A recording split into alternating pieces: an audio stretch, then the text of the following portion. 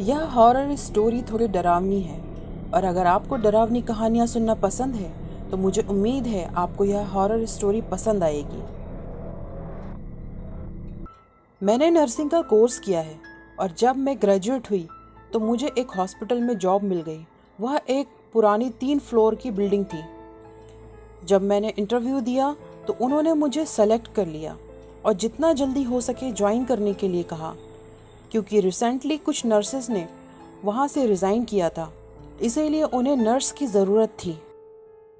मुझे काम करे सिर्फ एक ही हफ्ता हुआ था कि मेरे साथ कुछ अजीब सा इंसिडेंट हुआ जिसे मैं आज भी याद करती हूँ।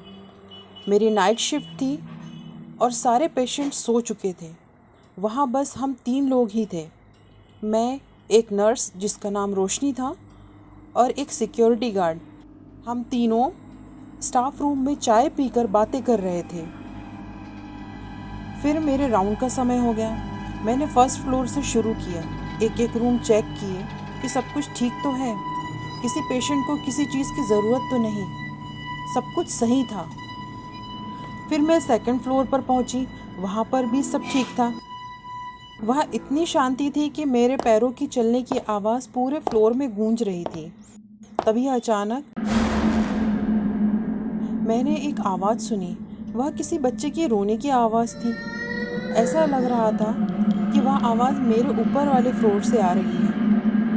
मैं रुक गई और ध्यान से सुनने लगी। वह एक छोटे बच्चे की रोने की आवाज़ थी। मेरे रोंगटे खड़े हो गए क्योंकि मुझे पता था कुछ तो गलत है।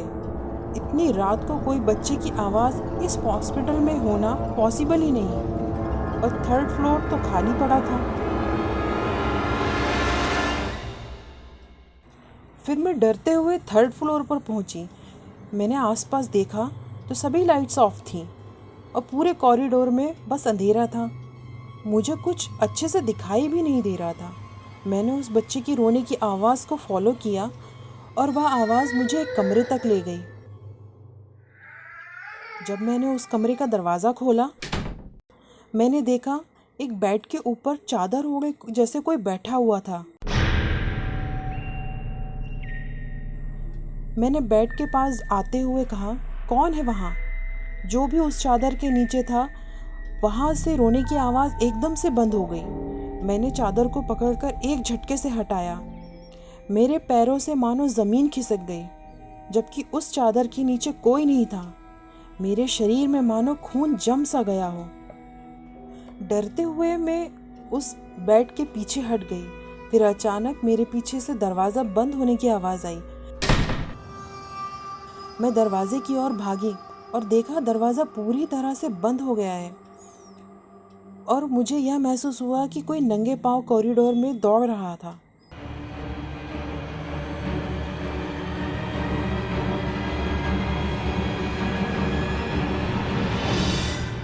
मैंने जल्दी से दरवाज़ा खोला और कॉरिडोर में भागते हुए आई।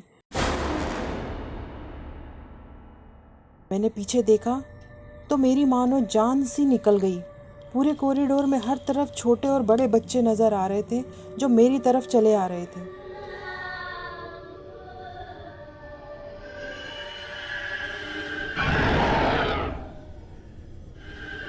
कुछ बच्चे छोटे थे तो कुछ बच्चे बड़े। मैं इतनी डर गई थी कि मुझे कुछ समझ में नहीं आ रहा था। मैं सीढ़ियों की तरफ भागने लगी कि तभी मेरा पैर सीढ़ियों से फिसला और मैं कैसे भी करके सेकंड फ्लोर तक पहुंची। वहाँ मुझे हॉस्पिटल के सिक्योरिटी गार्ड ने देखा और मुझे पूछा, क्या हुआ बेटा? तभी मैंने डरते हुए कांपते हुए बोली, वह थर्ड फ्लोर, वह कॉरिडोर, वह बच्चे। मैं रोने लगी और चिल्लाने लगी।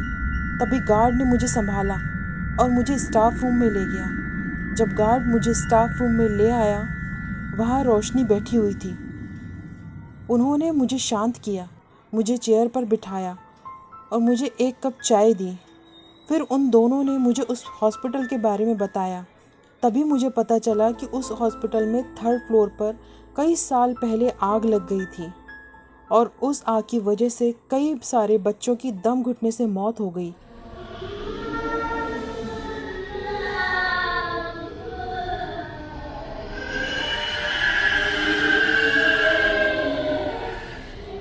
उसके बाद से उन्होंने अभी 3rd फ्लोर यूज़ नहीं किया, जबकि सबको पता था कि 3rd फ्लोर पर काफ़ी अजीब व गरीब घटनाएं हॉस्पिटल के स्टाफ के साथ हुई हैं। स्टाफ और पेशेंट्स ने 3rd फ्लोर पर बच्चों की हंसने की आवाज़ें कई बार सुनी हैं। कई स्टाफ ने तो कॉरिडोर में बच्चों को भागते हुए भी देखा है। मैं वह सब सुनकर बहुत ज़्यादा घबरा चुकी थी। फिर कुछ हफ्ते बाद मैंने वो हॉस्पिटल छोड़ दी।